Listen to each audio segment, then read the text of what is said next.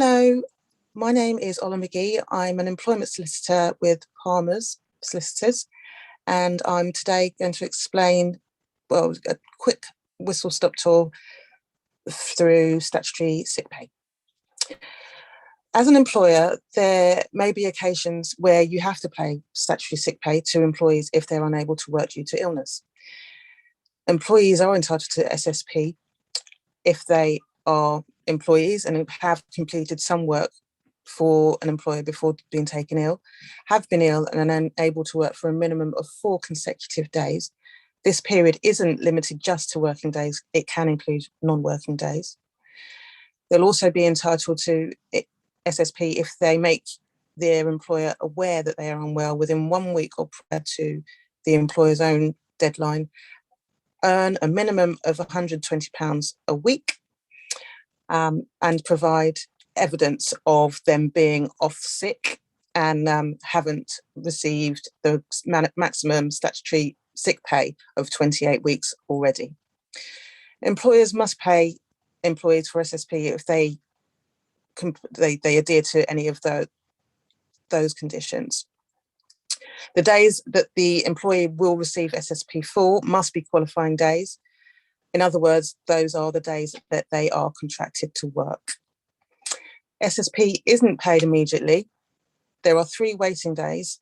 So for the first 3 days, they won't be paid. But once these have been completed, it will be payable to the employee on the 4th day of sickness. Employers should record employees' illnesses spanning 4 days or more, as well as all payments for SSP. Self-employed staff are not entitled to SSP, but in these cases, they will be able to claim employment and support allowance from their local job centre. Things to remember: you must keep up to date with the rules relating to SSP, and particularly those changes enforced during the coronavirus outbreak. You must communicate your sickness policies to your employees and ensure that they're aware of their obligations under it. Ensure managers and those responsible for operating the policy are fully trained and brief. Keep SSP records for PAYE purposes. Keep copies of medical evidence of incapacity and self-certification provided by your employees. Include SSP in gross pay for PAYE and national insurance contribution purposes. Give the form SSP1 to employees not eligible for payments of SSP. And then what you shouldn't do is pay SSP to employees earning below the lower earnings limit of £120 a week. Pay sick pay via an occupational sick pay scheme at a rate that is less than the statutory rate. You shouldn't pay wages or salary in addition to statutory sick pay. You shouldn't withhold statutory sick pay unless there is a proper reason to do so. You shouldn't pay SSP for more than a 28-week period maximum. Ensure not to forget to take into account linked periods of sickness. And finally, you shouldn't pay SSP on the first 3 waiting days. In respect of tax and national insurance contribution deductions, SSP payments are tax and national insurance deductible.